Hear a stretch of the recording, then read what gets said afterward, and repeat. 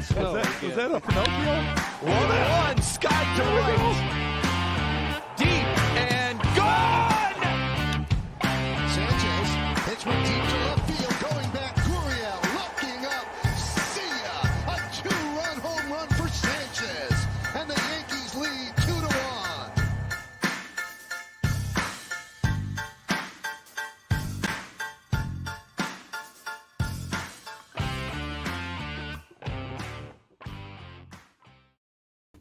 Welcome into Between the Lines. I am your host, Alec Busse, hosting for the very first time, and I may have already made one mistake. I used the old intro, as you can probably tell.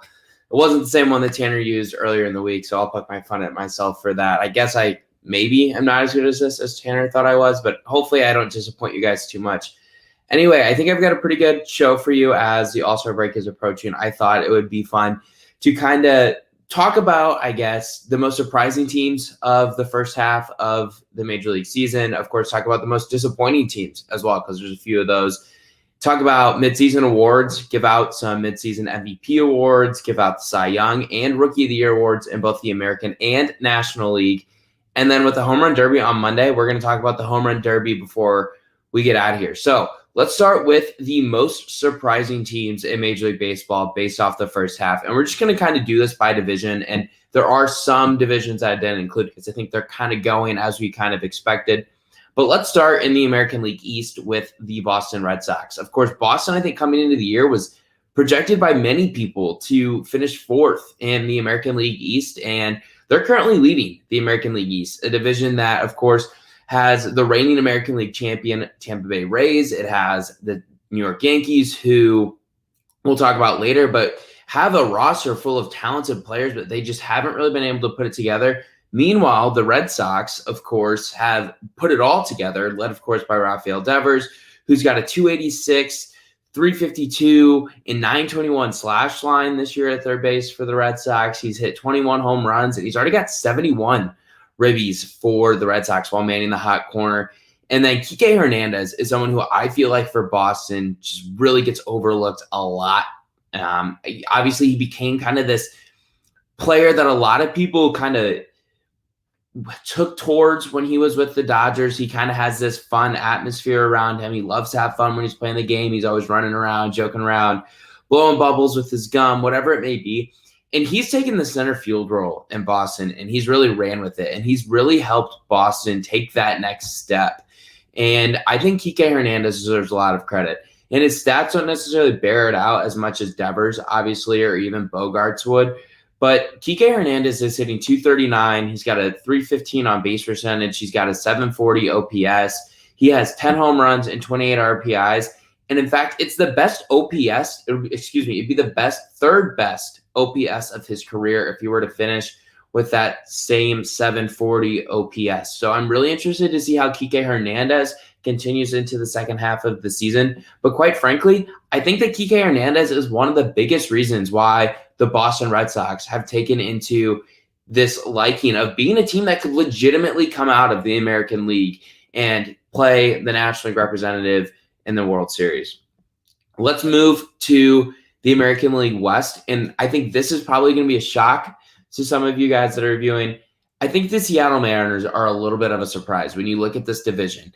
They're just 3 games over 500, but I thought that the Mariners had a chance to potentially sneak into a wild card spot. They're 4 games back currently of the wild card, and I don't really think that they have a chance to win their division.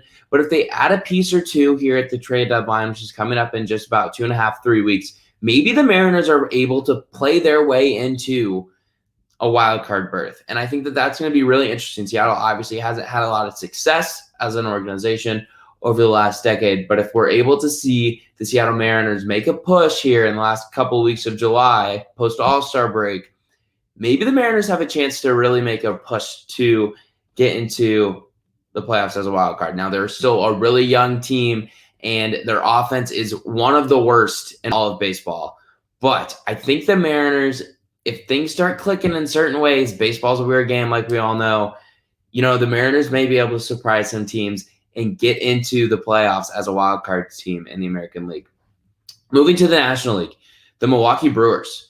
I mean, wow, look at the Brewers. They have taken control of a division that I think almost everyone expected the St. Louis Cardinals to win entering the season, especially after their offseason acquisition of Nolan Arenado. But anyway, the Brewers are 52-36. They have a 6-game lead, I think, in the division over the Cincinnati Reds. And since they traded for Willy Adames, shortstop from the Tampa Bay Rays, he's made them a legitimate contender, in my opinion, to maybe come out of the come out of the National League. Adames has completely turned their lineup around. It's made it so much deeper from top to bottom. And he's a really good defensive shortstop as well. It allowed them to move Urias around the infield a little bit more. And it's important to remember, too, that the Brewers haven't been fully healthy this season. With Colton Wong at second base, he hasn't really played a whole lot this year. And up the middle, you have to feel very confident with the defense you have with Adames. You have Colton Wong, who is, for my money, one of the 2-3 best defensive second basemen in all of Major League Baseball. And then obviously in center field, you have either Jackie Bradley Jr. or Lorenzo Cain, whoever Craig Counsell is deciding to put in the lineup card on a daily basis. And we haven't even talked about the Brewers starting pitching yet. Corbin Burns and Brandon Woodruff, two of the most overlooked starting pitchers in all of Major League Baseball, in my opinion, both have an ERA below 2.40. And when you've got two guys who are going to give you a legitimate chance in a playoff series and a legitimate chance in any series that they're going back-to-back to take that series or split a 4-game series, I think you have to like your chances if you're Milwaukee. And, of course, Josh Hader is still Josh Hader in the bullpen. He's got a microscopic 0.80 ERA coming out of the bullpen for the Brewers. So it's really interesting to see how the Brewers, are they going to fall back here in the second half after the All-Star break, like we've seen other teams in the NL Central do? We saw the Cubs less than 14 games ago, less than 2 weeks ago. It looked like it was going to be a battle between the Cubs and Brewers. Well, guess what? The Cubs have lost 11 straight. They broke that last night with the win against the Phillies. But now the Cubs look like a totally different team. Look like they're going to be sellers at the trade deadline, like many expected them to be entering the season. And the Cardinals really had an awful month of an awful month of June. I think there's legitimate questions if they're ever going to put it together in the month of July. And quite frankly, I'm just never really a buyer on the Cincinnati Reds. The Reds have to give me a reason to want to buy into the stock that they're putting. I think the Brewers have a chance to really continue this stranglehold grip on the National League Central and potentially win it by upwards of 7 or 8 games. Moving to the National League West. And for my money, this might be the biggest surprise of any team in the sport this season. The San Francisco Giants, they did just lose 2 out of 3 to the St. Louis Cardinals, but the Giants are 54-32 this season, and they're in first place by, I believe, a game and a half over the Los Angeles Dodgers. Now, I don't know if I expect that to last much into the second half because I expect the Dodgers to get healthy. They'll get Corey Seager back. They're going to get Cody Bellinger is going to start hitting at some point, and I expect Mookie Betts to start hitting at some point too. And Max Muncy has been a very good player for the Dodgers as well. But we are talking about the Giants here. The Giants have been able to just get these like renaissance seasons from Buster Posey, obviously their longtime catcher, and just as longtime shortstop, Brandon Crawford. I mean, these two guys, you look at it, and they're playing like they did back when the Giants were winning World Series in the early 2010s and into like 2014, 2015. And it's incredible. And it's really bolstered the Giants into this position of having an opportunity to maybe win the National League West if things continue to fall their way. And you can't talk about the Giants without talking about Kevin Gausman. Gausman's 8-3 this season with a 1.74 ERA. And it's incredible to see his movement and how nasty his pitches are. He's got stuff that cuts back on the back door to righties. He's got stuff that comes in on the hands on lefties. And it's incredible to see how he mixes his different pitches. He goes fastball, cutter, changeup, and he's got a really nasty breaking ball as well. And the nice thing about Gausman, he bet on himself this past offseason. He took a qualifying offer from the Giants and said, you know what? I believe I'm better than what my market is playing into. And man, Kevin Gausman is going to get paid this offseason, potentially by the Giants or any other team across Major League Baseball who decides that they have interest in him. All right, we talked about the most surprising teams in Major League Baseball through the first half, but let's talk about the most disappointing teams as well. And we're going to follow the same kind of pattern. We'll start with the American League East. And I kind of hinted at it a little bit earlier when I was talking about the Red Sox. The New York Yankees are one of the most disappointing teams in the sport, and it's not really up for debate, in my opinion. The Yankees are 44-41 in fourth place of the American League East. They're 8.5 games back, and really they just are underachieving across the board. Giancarlo Stanton, nowhere near worth his $300 million contract, and that contract's going to come back to bite the Yankees so hard in the next couple of years. And Aaron Judge has played really well, but outside of that, I mean, Gleyber Torres is just underachieved, and he hasn't reached that potential that we were all told for so long is there. And it's fair to question now if it's ever going to come. We've seen Garrett Cole really struggle over the past couple starts, and he had his worst start of the year in his most recent outing. And his start before that was obviously the one in Boston where he gave up, I think, 5 earned runs and I think two big home runs. So there's some legitimate concern on what's going on in New York and how they do this and how they fix all of these problems that they have, because they've done team meetings. They've done closed door meetings without, Aaron Boone and the rest of the coaching staff, and they just can't seem to figure it out. And, part of me wonders if it's time to just get some new fresh blood into that Yankee front office. And we know Brian Cashman's capabilities as a GM and a president of baseball operations and making the decisions, and his aggressiveness and how beneficial that can be for the Yankees and putting on what on paper is a really good roster.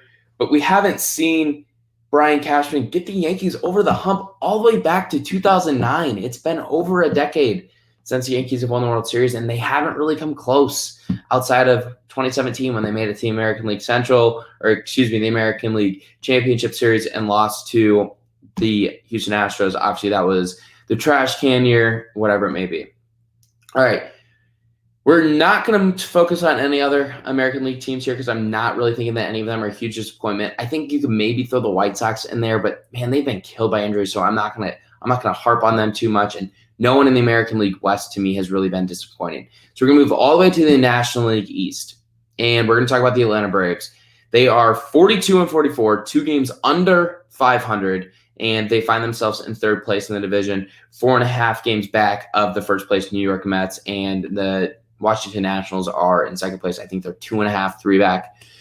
Anyway, the Braves, they have way too much talent on their roster to be in a situation where they're in third place in one of the most just average, most underperforming divisions in the sport. You look at the Braves roster, you look at the Nationals roster, you look at the Mets roster and the Phillies roster, and you think all of these teams should be playing and having an opportunity to, really kind of compete for a wild card in addition to winning the division.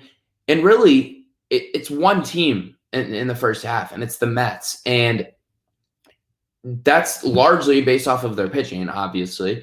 But let's get back to the Braves here. Ronald Acuna Jr. is great.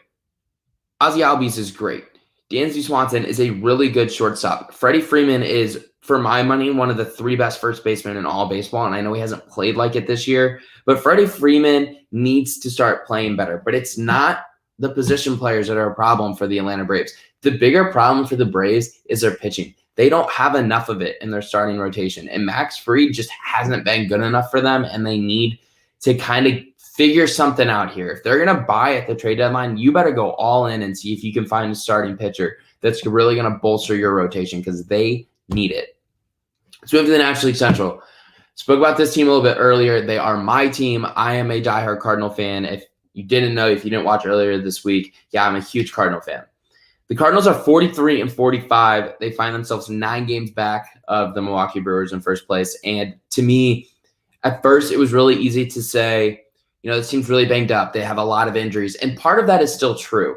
But now that they've started to get a little bit more healthy and they still haven't started to string together wins, it's reason to believe that maybe the Cardinals are just this team that's going to hover around 500 the entire season. And you look at it from a pitching standpoint, Jack Flaherty is probably going to be out until August. Miles Mikolas seems like he's going to be out until August. And Dakota Hudson's another starting pitcher, isn't going to pitch this year. And Jordan Hicks, who is one of the most electric arms in all of baseball, throws incredibly hard, has a nasty sinker, isn't likely to come back and have a massive role out of the bullpen for the Cardinals this season. Those are big losses. and the loss of Paul DeYoung with a broken rib for a while, the loss of Harrison Bader with a broken rib for a while, and Tyler O'Neill has missed time. And all of these things just came together at the worst time, I felt like, for the Cardinals, and they showed a lot of cracks. And since those guys have come back position player-wise, they really haven't been able to win the games that they need to win.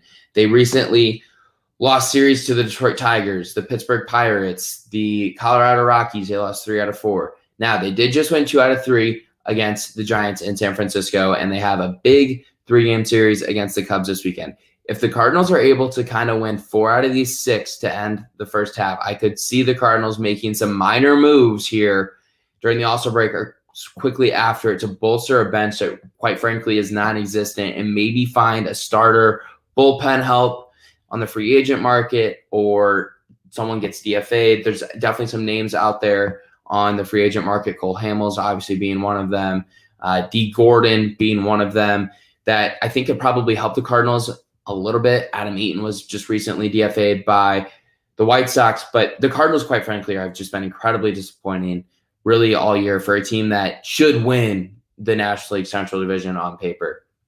All right, I'm going to talk about one more team here, and this might be a surprise to some of you guys. I'm really disappointed in what the San Diego Padres have done this year. They are currently 51-38, obviously the best record of any of these most disappointing teams I've talked about, but they find themselves 4.5 games back of the National League West leading San Francisco Giants, a couple games back, 3 games back, I believe, of the Dodgers, who are in second place. Now, if you would have told me that the San Diego Padres would be, 4.5 games back, on pace to win over 100 games at the midway point, I'd be like, you know what? That's exactly where I thought they'd be. But they're so streaky. They go and win 9 of 10 or 10 of 11 or 9 of 12 or whatever it is, and then they'll just really struggle for a week or whatever it is. The Padres need to find some sort of consistency, and it starts with their starting pitching. Blake Snell, quite frankly, has been awful this year. He's got a 3-3 record, a 4.99 ERA. Blake Snell has been awful for the Padres, and his whip is a 1.550. Like this voodoo magic we talk about the Rays and then building with their starting pitching, it's real because Blake Snell's terrible. And Blake Snell, honestly, in my opinion, over the last couple of years, has been one of the more overrated pitchers in baseball. And I thought the Padres gave up a lot for him as they made this all-in push to try and compete with the Dodgers and to try and win that first World Series title in organizational history. Now, they still have those pieces. Eric Hosmer, great player. Fernando Tatis Jr., obviously great player. Manny Machado, sensational player. And you look at their outfield, they have pieces out there as well with Will Myers, Tommy Pham. They have the pieces to kind of get this thing rolling. And for my money, they still probably are the second best team in the National League. But they need to find some sort of consistency. You can't ride this roller coaster that they've ridden all season and hope that you're able to continue it into the postseason and kind of fall off, and then that's how you get upset. All right, let's move to the midseason awards. I think this is going to be an interesting conversation for a lot of people. Let's start with the National League, just because that's my preferred league. Once I get the DH, it will be much more my preferred league. National League MVP. I think there's a couple ways you can go here, but I'm actually going to go with Jacob deGrom. I think you look at the type of season he's having, it's historic. And he's got a 7-2 record. He's got a 1.08 ERA. I believe it's still under Bob Gibson's record of 1.12. He's got 146 strikeouts. It's incredible of what he's been able to do. Now, it's one of the best first halves ever, but in his last 2 starts, he gave up 2 earned runs in each of them. In his previous 5 starts, he gave up 0 earned runs. So I think there was some likelihood that he was going to kind of regress to the mean a little bit, and he wasn't going to continue to just throw zeros out there on an every 5th day basis. And I still think he's got an opportunity to break Gibson's ERA record from 1968. But he's now in a point where if you go over the 1.12, it's going to be really hard to get it under 1.12. So he's going to need a couple of outings here that are scoreless to really kind of get a better picture of where he can break that record or not. Obviously, deGrom would then be my Cy Young as well if he's winning the MVP. So let's just move quickly to Rookie of the Year. I'm actually going to stick with another pitcher and another pitcher from the National League East. Trevor Rogers. Man, this guy's great. He's 7-5 this year. He's got a 2.22 ERA, 118 strikeouts, and a 1.048 whip. Wow. Talk about that for a rookie, right? He's got a really good changeup that works great with his mid-90s fastball and a good breaking ball that is a really good put-away pitch. And he's really impressive. For being a rookie, he really kind of understands this art of pitching. He's got great command. He puts the balls wherever he wants, and it shows with the numbers he's been able to put up. All right, we're going to move to the American League now, and I'm going to start with the MVP. And to me, this is Shohei Ohtani's award to lose. I mean, he leads Major League Baseball in home runs. He's got 32. He's hitting 279. He's got a 364 on base percentage. He's got an OPS of 1.064, and we're about to be at the All-Star break. That's incredible that Shohei Ohtani is doing these things, not to mention his 69 RBIs. Nice. Anyway, on the mound, this is where he is a really good, asset too. And I think this is what really increases his value is that Shohei Ohtani is 4-1 this season. He's got a 3.49 ERA, and that has gone up a lot because of that really tough first inning that he had against the Yankees where he gave up 7 runs. I don't think he got out of that. And he's got a 1.209 whip. Guys, I think Shohei Ohtani has an ability to be a potential MVP candidate for a really long time. If his offensive numbers stay at this rate and his pitching numbers stay at this level, there's no one that is more valuable to a team. He fits 2 major positions on a team. He's a front-of-the-line starter, and he's a middle-of-the-order bat. No other player in baseball history, except Babe Ruth, and quite frankly, Babe Ruth really didn't do this with the Yankees because he didn't pitch much with the Yankees, has ever done this. Shohei Ohtani is, for my money, arguably the greatest thing to ever happen to the sport of baseball. And, of course, we're really only 81 games into his prolific career because of how many problems he's had injury-wise, but he's been amazing.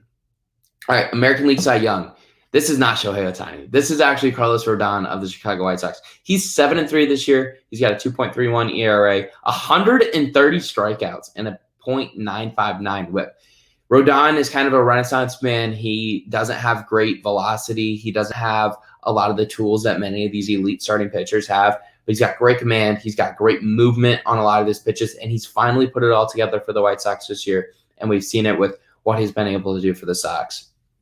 All right, American League Rookie of the Year. Man, this is as good of a story as you're going to find. Adolis Garcia. He was DFA'd by the Cardinals 1 or 2 years ago. The Texas Rangers DFA'd him at the beginning of March, and he just bet on himself. Signed a minor league contract, wasn't guaranteed in the major league camp, and man, he is tearing the cover off the ball in the first half. He's got a 273 average. He's hitting 330. He's got a 313 on base percentage, and he's got an 843 OPS. He's got 21 home runs, and he's really cooled off here as of late. But his 59 RBIs to go along with those 21 long balls is what has made Adolis Garcia one of the most prolific rookies in the American League.